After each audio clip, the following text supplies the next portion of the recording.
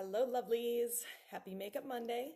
Um, so, what are we talking about today? Tools, because they kind of matter, right?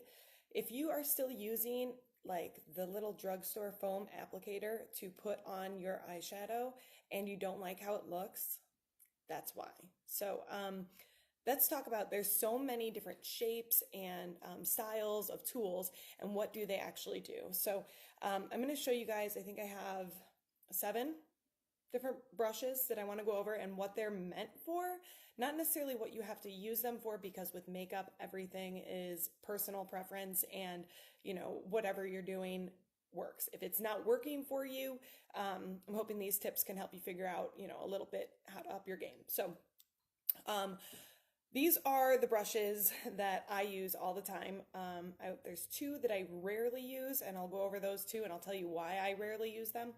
But number 1, and this bad boy, this is a large shadow brush. And I'm going to try and show you guys the shape as best I can. So this one's really flat. And the purpose of this brush is to really get like all the way over your lid. So I'm not wearing any eye makeup. I have no mascara or eyeshadow on because I want to be able to show you guys, like, really, this is what you're going to be doing your full lid color with. If you only are putting on one color every day, really, this is the only brush you need. And it's going to get you all the results that you want. So, our second brush is going to be a dome blender. And this brush, people like it for concealer even. It's a really dense, and as you can see, it's got a dome shape to it. So it's got flat, but it's a little domed. So it's a really dense brush. It's great as your blender only, meaning you never actually use, this never touches a palette. This never goes in color. This can be a wonderful just blending brush. So when you have your look going, you're putting on multiple colors, this would be what you'd go back through and blend with, getting those colors to flawlessly connect together. A pro makeup artist once said to me, let's see if I can get it right, that the difference between an eye look done by a professional and an eye look done by an amateur is that the amateur gives up too soon on blending. The professional will keep going until it looks exactly where they want, or exactly like what they want it to look like.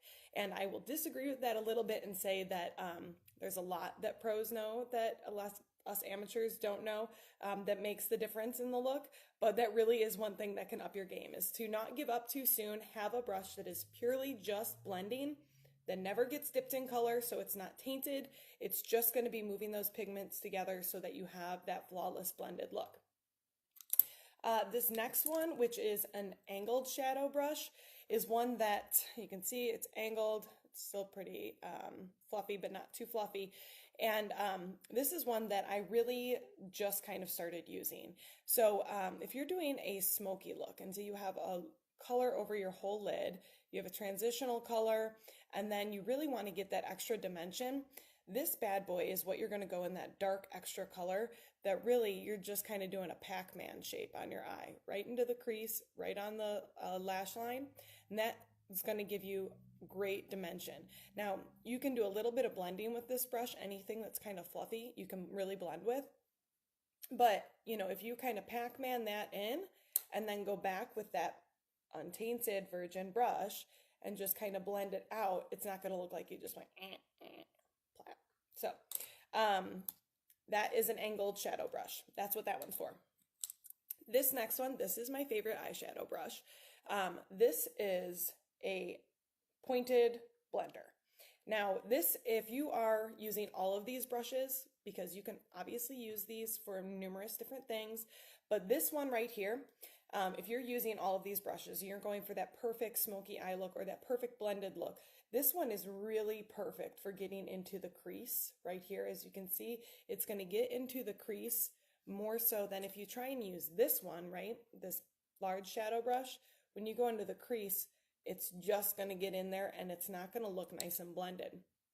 It's going to kind of just, like this one would just kind of pack it in the crease and not give you that blended out look. So this one has a little bit of a point to it so that it still gets into the crease, but that it's going to move pigment just a little bit above and a little bit below. And, a lot of people do this windshield washer movement. that really is only good to do if you're just, doing that transitional color. If you're trying to blend out a whole look together with this, you're going to want to do little circular motions versus just windshield wipering is going to give you more bald spot in the middle, more pigment over here and more pigment over here. So doing little circular motions with a pointed blender is going to give you an overall more blended out eye look. So the other favorite brush that I have for doing my eyes is this bad boy. This is a smoky liner brush. And as you can see, it's got a little bit fluffy, but it's pretty small in comparison to that last one I was just holding. It's pretty small. And this brush right here is really going to give you a nice smoky eye look and to do your liner underneath. And this is how I do my liner almost every single day. Even if I'm wearing a really neutral eye look, just the shape of my eyes really benefit from putting a little bit of shadow right here and lining with shadow. When you're using a smoky liner brush versus say the next brush that I'm going to show you, what happens is that this smokes out the edges of wherever you put shadow so perfectly, so you don't ever have that look that just looks like pigment was just placed on your eye. It is always going to give you that perfect smoky gentle edged look that you're going for. So this seriously is one of my everyday must-have use brushes. If I was going to narrow it down to just 3, it would probably be these 3. This large shadow brush, the hair on it, the pointed blender, and then the smoky liner. I really think you can, with these 3 brushes, get just about any eye look that you want and get it pretty flawlessly. You're going to have to clean brushes a lot more. Like having more brushes really helps you it really helps save you time because you're not trying to, get all the pigment off. You can get a more clean blended look if you have more brushes and you're able to clean them in between eyes looks versus while you're working on them. The next one, this is going to be your angled liner brush. And this is one of those brushes that I said in the beginning that I feel like you don't actually need and I rarely use. And the reason for that is, as you can see, it is really like angled, right? But it's also extremely narrow. And so what you can use this for is tight lining, which is when you're putting pigment right up underneath your lashes. You can use it to do shadow liner on the top, on the bottom, whatever. But this bad boy, this is your brow tamer brush, is almost identical to this. Plus, it has the spoolie to finish off your brows. So this is why I rarely use this one, is because it's already in this brush. So, for really, time and money reasons, you could have 2. Sometimes I use this one, but really you can get away with just having 1. So that's what this one does. This is gonna, brush out your brows if you're kind of exfoliate. So if you don't have any dry skin, it'll help your brows come in more thick by exfoliating and using that spoolie. The last one, and this one I literally never use, but if pro artists I know swear by this, this is a bent liner brush. And this really can be used for pigment like eyeshadow liner, or it can be used for liquid liner. And if you can see by the bend in it, it really helps you just get in really close. So if you are a liner junkie, this is probably one worth having. I prefer to do mine with these angled brushes. So that's really, like having the right brushes can make all the difference in your look. And they aren't going to cost you a fortune.